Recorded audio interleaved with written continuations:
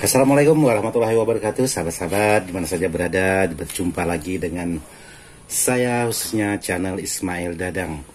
Jadi hari ini ingin melanjutkan sebuah video tentang power, yaitu power yang sudah saya rakit kemarin. Jadi power yang sudah saya rakit di bagian kit drapernya.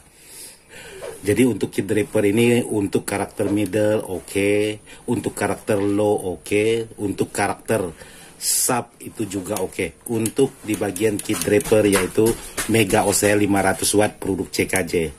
Jadi bukan tergantung dari kitnya untuk sub atau untuk low, tergantung dari kita yang memasang atau merakitnya lagi bagaimana bisa. Tapi untuk kali ini bukan merakit untuk karakter sub atau low. Kali ini merakit hanya standar, yaitu bisa untuk mid dan juga bisa untuk low, tapi bukan untuk spekar 18 karakter sub.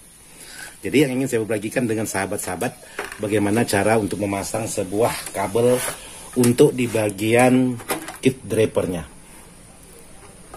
Jadi ini sudah saya pasang.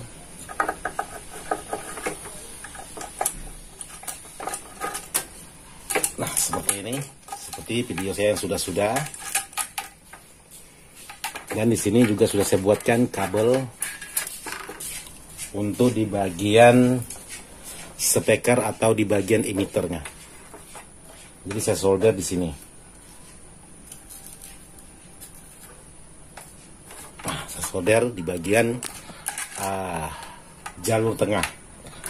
Lalu ini tegangan plus saya solder di bagian jalur kolektor, yaitu di tegangan C atau transistor yang bertipe C5200. Nah seperti ini. Yang berikutnya itu saya solder tegangan di bagian transistor yang bertipe 2SA 1943. Nah jadi cara pemasangan ini sangat mudah sekali kalau memang sudah dibuatkan. Jadi yang merah ini plus, yang tengah ini untuk spekar, dan yang tepi ini untuk tegangan min yang terhubung ke bagian transistor yang bertipe A. Nah, untuk di bagian ground, karena saya tidak menambahkan kabel ground di bagian kit draper yang langsung ke PSU-nya. Jadi di sini saya mengambil ground, yaitu di bagian kabel potensio, yaitu di bagian volume. Jadi seperti ini. Jadi untuk input kabel saya gabung dua. Jadi ini untuk groundnya.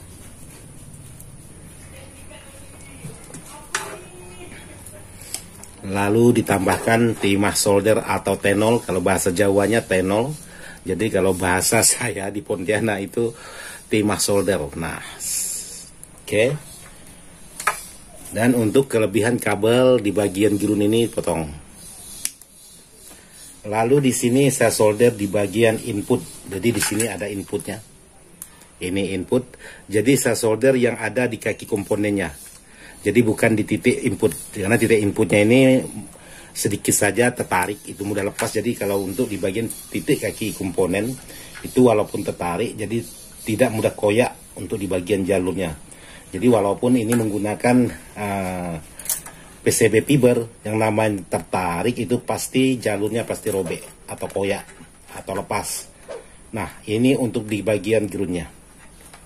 Jadi seperti ini. Jadi ground hanya mengharapkan dari input. Jadi ground untuk spekar, sahabat jangan mengambil dari mesin.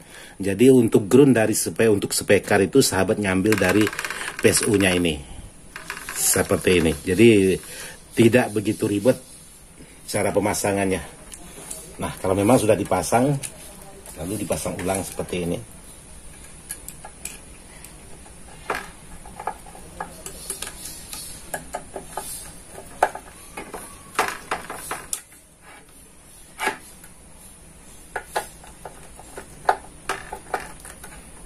Nah, jadi untuk di bagian kabel sudah selesai. Jadi sekarang mengambil ukuran untuk di bagian kabelnya. Jadi kabel ini langsung terhubung ke bagian volume depan ini. Jadi ambil ukuran panjang menekuk seperti ini. Jika sudah dapat ukuran, potong.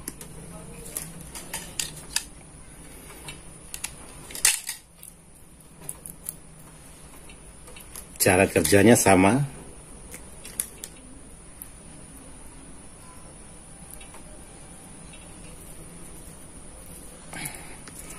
Seperti ini.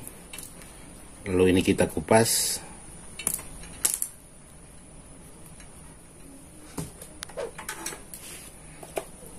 Tambahkan timah solder lagi atau tenol. Jadi masalah tenol ini dulu saya sempat bingung. Jadi ketemu teman-teman datang dari Jawa. Jadi dia mencari timah solder. Terus dia bertanya, "Bang, Kang, ada tenol rak?" kata dia kan. Maksudnya dia datang minta bagi timah solder sedikit, kurang lebih 1 meter. Jadi saya bingung. "Bang, tenol itu apa ya?" Dia diam, jadi tidak menjelaskan. Ujung-ujungnya saya bilang, "Wah, enggak ada kalau tenol, bos. Itu, abang ada yang abang pakai itu, apa?" Dia bilang. "Ini timah solder." "Iya, tenol itu timah solder, bos." "Oh," jadi dari sinilah saya paham bahwa tenol itu, ya timah solder. Jadi kalau tidak ada peristiwa seperti itu, jadi saya tidak tahu sampai sekarang bahwa timah solder itu kalau bahasa Jawanya disebut tenol. Jadi ya seiring berjalannya waktu, jadi dengan bertambahnya teman-teman, ada saja pengalaman-pengalaman baru yang kita dapat. Jadi jangan pernah bosan kita berteman, karena di teman itulah banyak ilmu yang kita dapat. Oke, jadi seperti ini. Jadi di patansio ini tinggal sahabat pasang untuk di bagian input, dipasang di kaki tengah. Ini disolder di kaki tengah.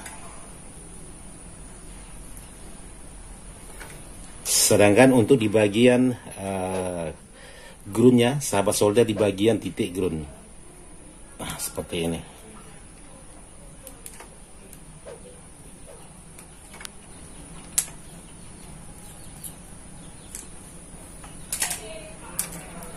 Nah, jadi hasilnya seperti ini. Tinggal kalau sahabat ingin merapikan, sahabat bisa menambahkan dengan selongsong bakar lalu sahabat bungkus.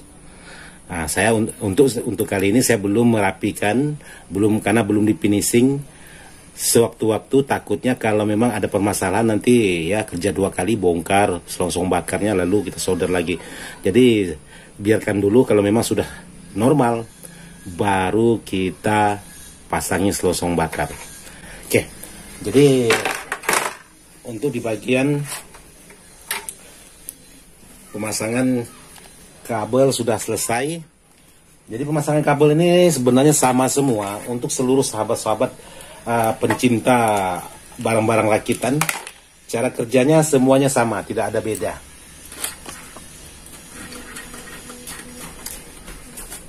Mau sahabat-sahabat yang senior ataupun yang junior ataupun yang baru belajar pun sama sekali itu cara pasangnya pasti sama. Oke, sekarang pastikan dulu apakah aman, karena titik yang rawan itu pemasangan setelah uji coba pertama. Kalau memang tidak ada masalah berarti aman. Kalau memang ada masalah maka sekring akan putus. Karena di sini saya sudah memasangi sekring. Nah, ini ada sekring sebelah dan sekring sebelahnya, supaya kalau memang ada masalah tidak menghantam di bagian transistornya. Jadi ini uji coba pertama kali. Jadi saya biasanya langsung menggunakan multitester dengan cara kabel hitam di ground, kabel merah di bagian emitor, dan memasukkan tegangan listrik.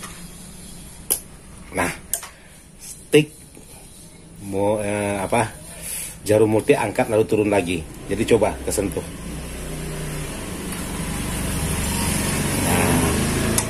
Di sini saya sahabat perhatikan. Jadi jarum multi sudah ada pergerakan di saat saya sentuh di bagian volumenya. Jadi seperti ini. Nah. Jadi sekarang coba kita masukkan tegangan lagi.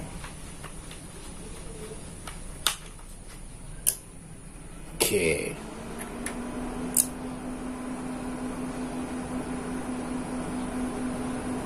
Jadi jarum multi sudah bekerja dengan sempurna. Berarti aman. Berarti pemasangan sudah sukses.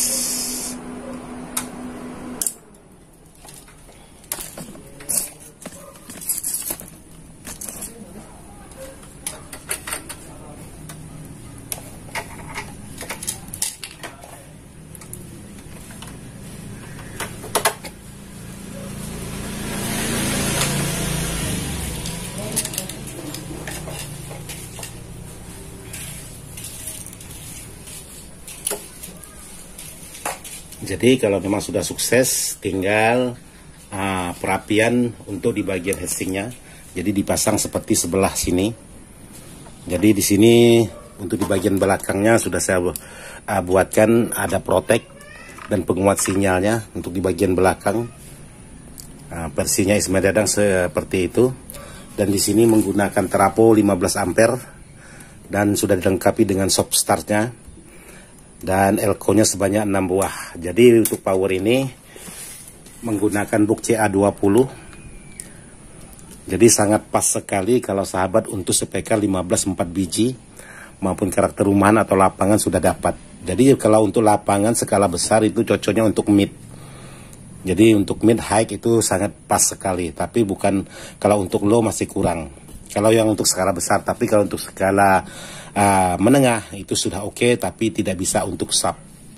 Jadi untuk sub kurang speaker 18. Jadi bukan untuk speaker 18, ini untuk speaker biasa saja. Oke, saya ingin rapikan. Nanti setelah rapi saya ingin coba pengetesan suara. Oke, sahabat saksikan nanti setelah perapiannya. Oke, jadi semua sudah terpasang. Tinggal perapian di bagian instalasi seperti instalasi di bagian depan dan di bagian belakang itu tinggal dirapikan saja.